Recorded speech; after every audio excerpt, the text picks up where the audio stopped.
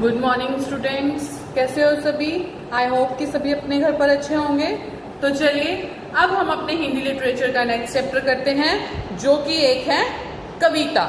कविता किसके ऊपर है? हमारे, मेरे और आपके बीच में, यानी एक गुरु और एक चेला। तो आइए पढ़ते हैं हम उसके बारे में।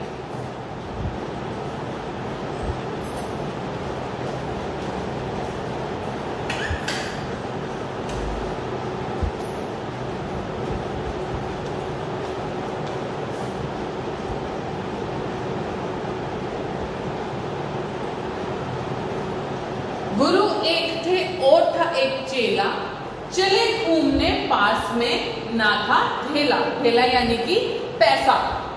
गुरु और चेला घूमने के लिए निकले, पर उनके पास क्या नहीं था? ना कुछ भी, कोई भी पैसा नहीं था। चले चलते चलते मिली एक नगरी, यानी चलते गए उन्हें एक नगरी मिलती, एक शहर मिलता।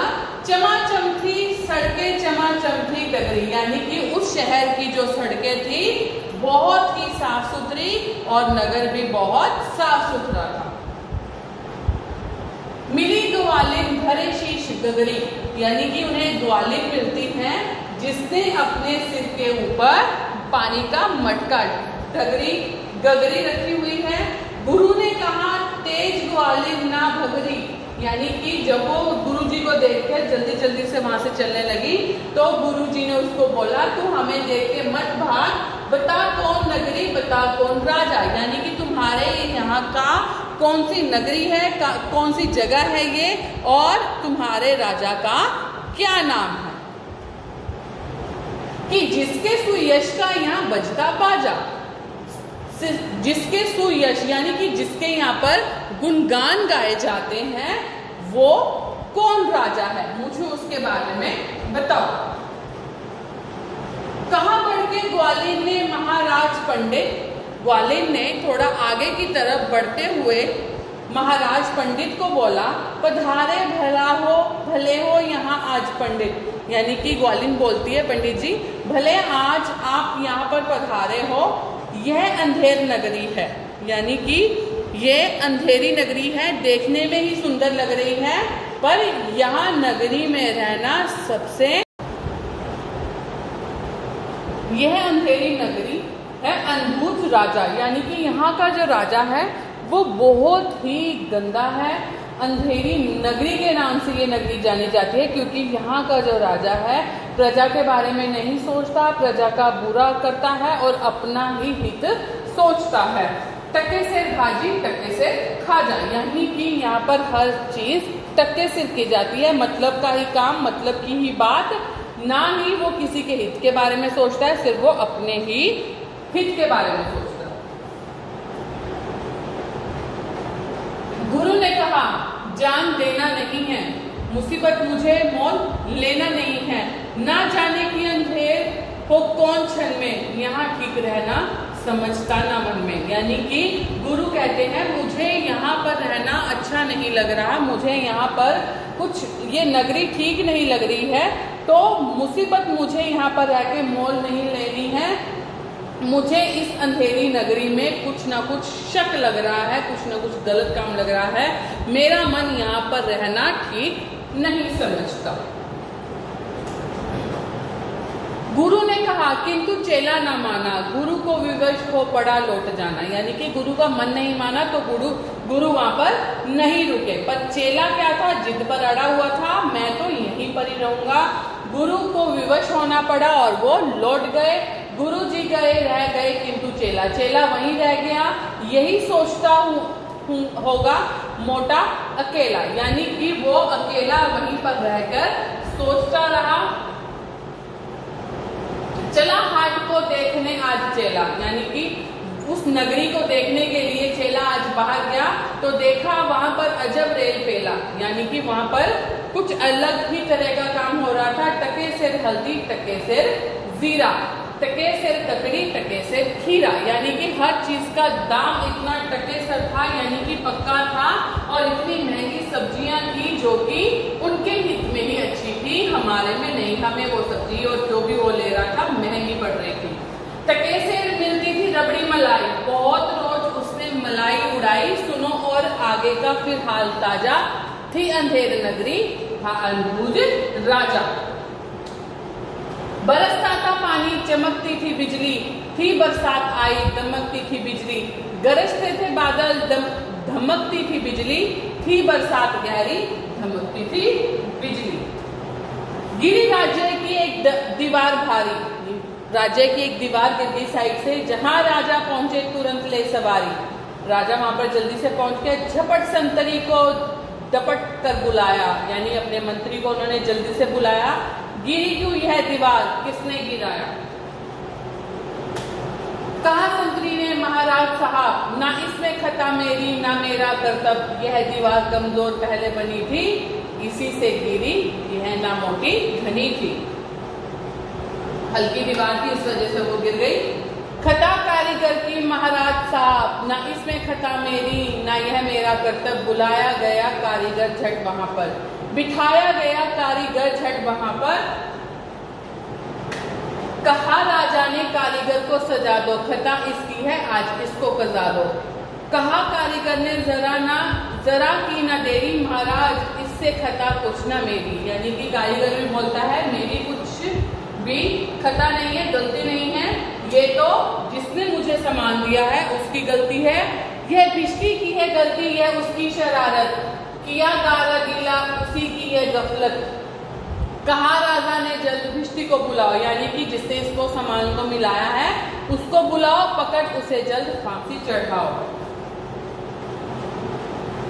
चला आया भिष्टी हुई कुछ न देरी, कहा उसने इसमें खता कुछ न मेरी, ये गलती है जिसने मशक को बनाया, कि ज्यादा ही जिसमें था पानी समाया, यानी कि जो सामान बनाया गया था सीमेंट बजरी रेता जो मिलाया जाता है, अब इन्होंने उसकी गलती निकाल दी है कि उन्होंने इसको मिलाया ठीक नहीं है। मशक वाला आया हुई कुछ न देरी, कहा उसने इसमें खता कुछ न मेरी, यह मंत्री की गलती है मंत्री की गफलत, उन्हीं की शरारत उन्हीं की ही हिकमत। यानी कि वो कहते हैं जिसने पैसा दिया गलती उसकी, वो सामान नहीं अच्छा लाया, हमने तो जो दिया वो लगा दिया, तो सारी बात दोबारा से किस पर आ गई? मंत्री पर आ गई। बड़े जानवर का था चमड़ा दिलाया, चुराया न चमड़ा मशक को बनाया, बड़ी है मशक खूब बहता है पानी, ये गलती ना मेरी गलती वीरानी। यानी कि जो मशक वाला है अपनी कमर पे वो पानी भर के रखता है, एक जानवर की चमड़ी के अंदर उसका वो बैग बनता है उस चमड़ी से, तो उसके बारे में बता रहा है कि मैंने तो खूब पानी भरा था, मेरी कोई गलती नहीं है। मंत्री की गलती तो मंत्री को लाओ, हुआ हुक्म मंत्री को फांसी चढ़ाओ, चले मंत्री को लेकर जल्लाद फौरन, चढ़ाने को फांसी उसी दम उसी क्षण। मगर मंत्री था इतना दुबला दिखाता, न गर्दन में फांसी का फंदा था आता, कहा राजा ने जिसकी मोटी हो गर्दन, पकड़ उसे फांसी तुम इसी क्षण। चले संतरी ढूंढने को मोटी गर्दन, मिला चेला खाता हुआ हलवा दनादन, हलवा खाता हुआ दनादन मिला, कहा संतरी ने चले आए फौरन, महाराज ने भेजा न्योता इसी क्षण। यानी कि उस चेले को पकड़ लिया गया जिसकी गर्दन मोटी थी। बहुत मन में खुश हुआ चेला, आज कहा आज न्योता छकूंगा अकेला, मगर आके पहुंचा तो देखा झमेला, वहां तो जुड़ा था अजब एक मेला। यानी कि चेले को लगता है मुझे महाराज ने स्पेशल बुलाया है, शायद कोई खातिरदारी होगी, पर जो वहां जाकर देखता है वहां तो अलग से ही कुछ झमेला है। क्यों? क्योंकि वहां पे तो सब इकट्ठे हुए हैं और उसके लिए फांसी का फंदा तैयार किया हुआ है। यह मोटी है गर्दन इसे ना बढ़ाओ, कहा राजा ने इसको फांसी चढ़ाओ। कहा चेले ने कुछ खता तो बताओ, कहा राजा ने चुप ना बकबक मचाओ। मंत्री ने चेले ने पूछा कि मेरी गलती क्या है, मुझे फांसी पर क्यों चढ़ा रहे हो? पर राजा कहता है चुप रहो, तुम्हारी गर्दन है मोटी, तुम फांसी पर चढ़ जाओ।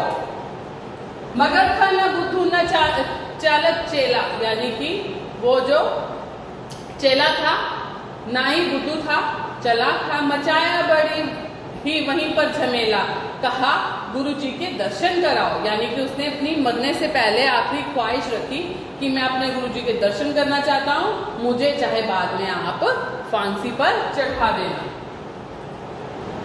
गुरुजी बुलाए गए झट वहां पर कि रोता था चेला खड़ा था जहां पर। गुरुजी ने चेले को आकर बुलाया, तुरंत कान में एक मंत्र कुछ गुनगुनाया। झगड़ने लगे फिर गुरु और चेला, मचा उनमें धक्का बाधा रेल पेला। गुरु ने कहा फांसी पर मैं चढ़ूंगा, कहा चेले ने फांसी पर मैं चढ़ूंगा। हटाए न हटते अड़े ऐसे दोनों, छुटाए न छूटते लड़े ऐसे दोनों। बड़े राजा फौरन कहा बात क्या है, गुरु ने बताया करामात क्या है। गुरु ने क्या किया, उसके कान में कुछ ऐसी बात की जिससे गुरु और चेला दोनों आपस में लड़ने लगे। लड़ते लड़ते वो एक दूसरे के हाथापाई करने लगे।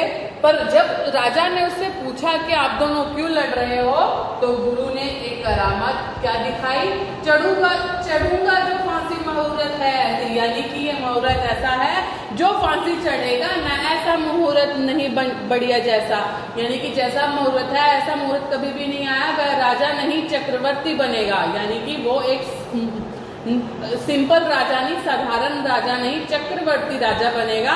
यह संसार का छत उसी पर तनेगा, पूरे संसार का महाराजा बनेगा। कहा राजा ने बात सच कर गई, गुरु का कथन झूठा होता नहीं। गुरु ने बोला ये बात सच है, गुरु का कथन कभी भी झूठ नहीं होता। कहा राजा ने फांसी पर मैं चढ़ूंगा, इसी दिन फांसी पर मैं ही डटूंगा, यानी कि राजा ने बोला उस फांसी को मैं ही चढ़ूंगा। यानी कि वो जो फांसी चेले को लगनी थी राजा ने अपने गले में डाली और मर गया। चढ़ा फांसी राजा बजा खूब बाजा, तो पूरी अंधेर नगरी रोशनी में बदल गई। प्रजा खुश हुई जब मरा मूर्ख राजा, बजा खूब घर घर बधाई का भाजा। थी अंधेर नगरी ना अनबूझ राजा, और अनबूझ राजा भी चला गया था और नगरी भी चली गई थी, जिसकी वजह से पूरी की पूरी नगरीवासी खुश हो गए थे। तो इससे हमें यही शिक्षा मिलती है कि हमें हमेशा अपने गुरु की बात को मानना चाहिए, क्योंकि गुरु हमेशा हमें सही राय देता है। तो ये सभी को पोएम भी बहुत अच्छी लगी होगी, कविता भी, और कविता वाले गुरु और चेला भी। तो चलिए इसके बाद हम करेंगे अपने कठिन शब्द, वाक्य बनाओ और प्रश्न उत्तर। Thank you.